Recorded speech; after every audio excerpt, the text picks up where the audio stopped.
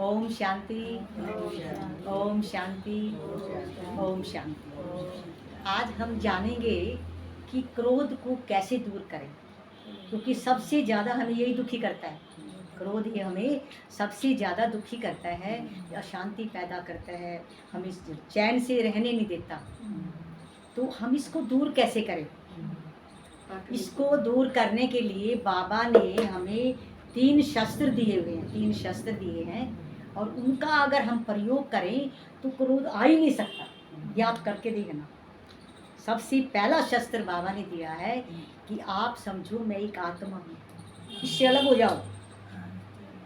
आत्मा को क्रोध छू भी नहीं सकता। आप ध्यान से देखना कि मैं एक आत्मा हूँ। और दूसरा शस्त्र बाबा ने दिया कि मैं कैसी आत्मा हूँ, मैं शांत स्वरूप आत्मा हूँ। और तीसरा बाबा ने कहा कि मैं शांति की सागर की संतान हूँ। और चौथा कहा कि मैं शांति धाम की रहने वाली हूँ। अगर आप ये याद रखो तो आपको क्रोध टच भी नहीं कर सकता। लेकिन ये इतना आसान नहीं है। ये बाबा ने भी कहा है कि लंबे काल का अभ्यास चाहिए हमें। अभ्यास ऐसी चीज होती है जो मूर्ख से मूर्ख व्यक्ति को भी विद्वान बना देती है। अब कैसा होता है अभ्यास? ये सच्ची बात है, सच्ची घटना है कि एक जो कवि था और वो किसी गांव से जा रहा था, और गांव के बाहर जैसे कुएं होते हैं ना, और कुएं के चारों तरफ पत्थर लगे होते हैं, और उस पत्थर पर थोड़े थोड़े निशान होते हैं। अब वो कवि खड़ा खड़ा सोच रहा है कि कैसे निशान बने, बराबर बराबर किसने बनाए, ऐसे सोच रहा है। तो थोड़ी देर के बाद उसने क्या देखा कि एक औरत आई, नेजू बाल्टी लेके और पानी भरने लगी। और जैसे उसने पानी को ऐसे खींचा तो वो रस्सी उसी निशान से नीचे गई, फिर ऊपर आई।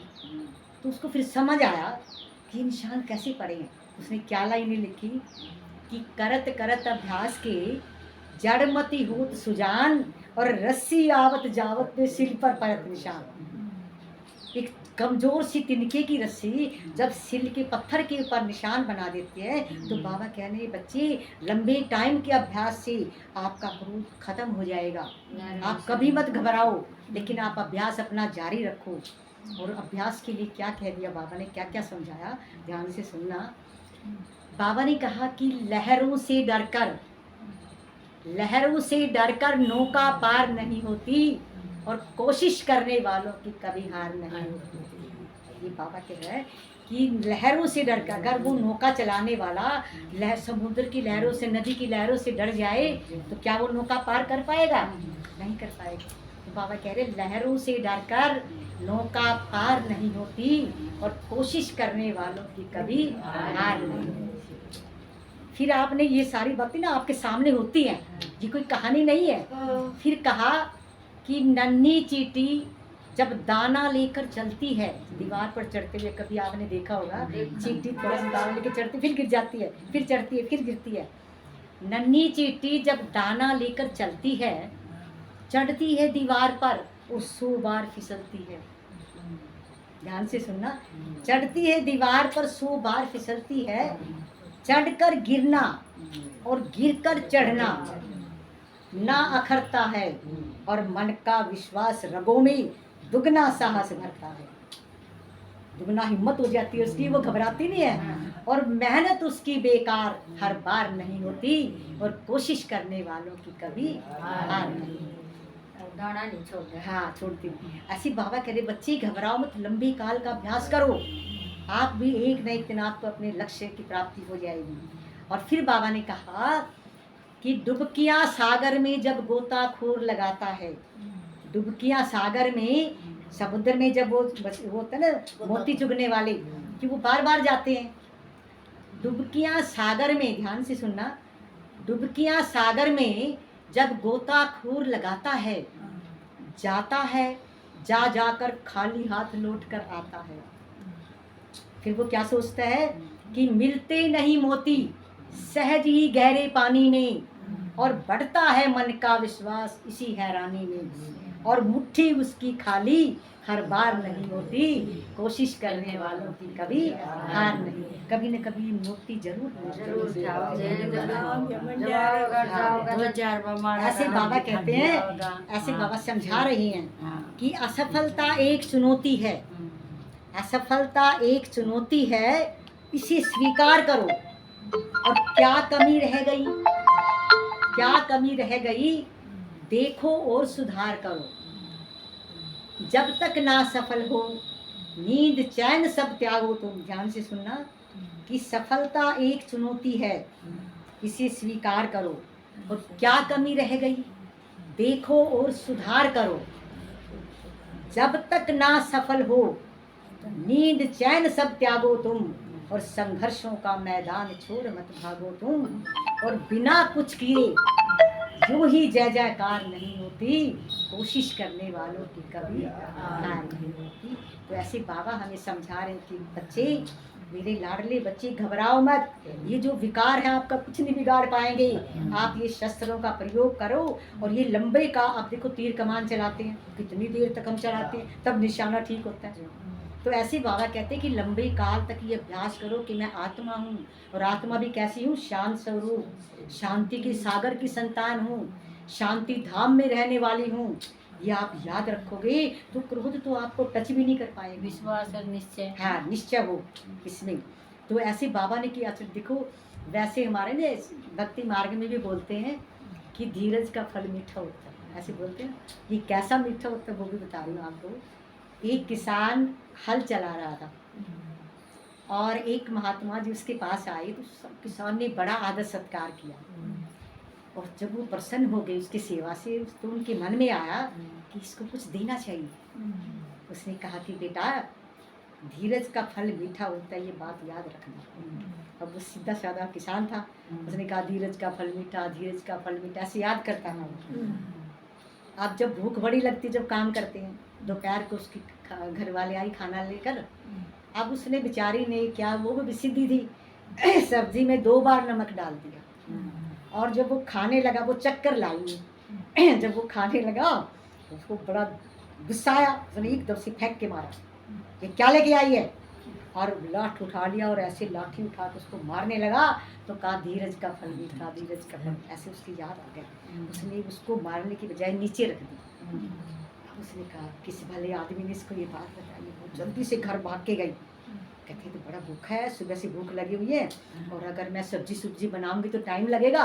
उसने इतना बड़ा कटोरा घी का, शक्कर का भरा और रोटी उसके लेकर आई उसके पास, और कहा लो जी खाना खा लो। अरे वो खाना खाने लगा। उसने कहा हो, धीरज का फल तो बड़ा मीठा लग रहा था। कहते इसको मार देता, इसके हाथ पैर टूट जाते, खुद रोटी बनानी पड़ती, न जाने कितने दिनों का काम हो जाता है, कितने काम होता है। ऐसे कहते कि धीरज का फल मीठा होता है। ये बात याद रखो। कभी गुस्सा आ जाए ना, घर में भी कहीं भी, तो आप बाबा की बात याद रखो। बाबा ने कहा कि मैं शांति स्वरूप आत्मा हूँ, और धीरज का फल मीठा होता है।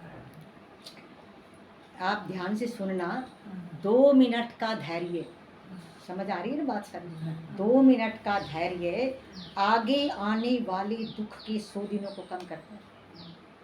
कई बार गुस्से में ऐसा हो जाता है, ऐसा कांड हो जाता है, सारी जिंदगी दुख भोगना पड़ता है। तो इसलिए शांत रहना चाहिए। मुझे पता है टाइम थोड़ा कम है, बस करती हूँ, टाइम के अनुसार ही कर ली।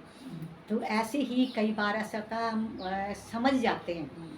ये भी सच्ची बात बता रही मैं आपको, छोटी सी बात है कि हमारा स्कूल था ना हमारे टाउन में, उसके घर के सामने एक डॉक्टर की दुकान थी, और एक घर था उसके सामने दुकान थी।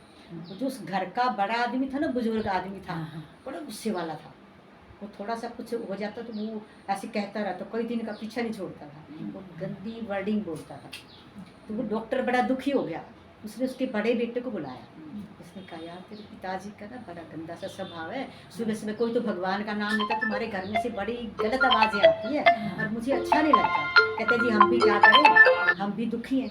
कहते मैं आपको ऐसी दवाई दूंगा, आप पीओगे और आपके पिताजी पर असर डालेगी। उसके सामने हाथ जोड़ने लगा, डॉक्टर साहब मुझे तो अभी दे दो वो दवाई। उसने दवाई दे दी।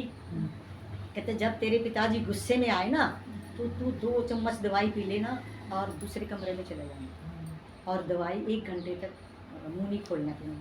कहते अच्छा। एक बार उससे ना प्लेट टूट गई और वो तो लगा बस ऐसे करने, उसको याद आ गया कि डॉक्टर ने दवाई दे रखी है, फटाफट 2 चम्मच दवाई पी, दूसरे कमरे में चला गया। वो 2-4 बार बोल के ना चुप हो गया। ऐसे करते करते कुछ भी हो जाए वो ऐसे दवाई पी ले और चुप हो जाए। तो क्या हुआ कि उसका स्वभाव ही चेंज हो गया, जैसे पहले करता था वो बड़ा चेंज हो गया।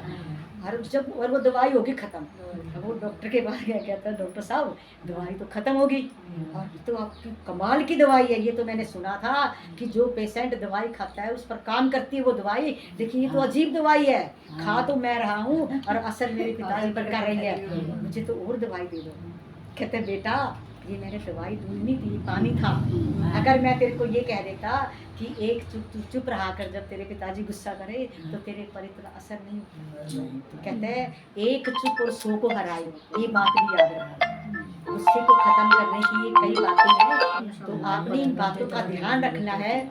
जब भी आपको गुस्सा आए तो आप ये 2-3 बातें याद रखो। क्या करो कि मैं शांत स्वरूप आत्मा हूँ और मैं कैसे हूँ, शांति धाम की रहने वाली और शांति के सागर की संतान हूँ, तो मुझे तो क्रोध आएगा ही नहीं। और जब क्रोध आपका दूर हो जाएगा ना, फिर देखना सारी चीज़ें आपके पास आएंगी, आपका मन ही खिल जाएगा, आपको रिश्ते अच्छे नहीं लगेंगे, आपको अपना घर अच्छा लगेगा, सारा संसार अच्छा लगेगा, आपको आपके मन में खुशी आएगी, आनंद आएगा, प्रेम आएगा और जी दुनिया ही बदल जाएगी फिर। क्योंकि सारी चीज़ें बाबा ने तभी कहा ना, पहले हम काम को लेते हैं कि काम क्रोध, तो फिर सारे लोभ मोह अहंकार, सबसे पहले काम पर तो विजय प्राप्त कर लेते हैं, क्रोध तो बार बार दुखी करता है। तो आपने ये याद रखना है। अब समय की सीमा को ध्यान में रखते हुए अपनी वाणी को विराम देती। ओम शांति, ओम शांति। टाइम कम है ना, चलो।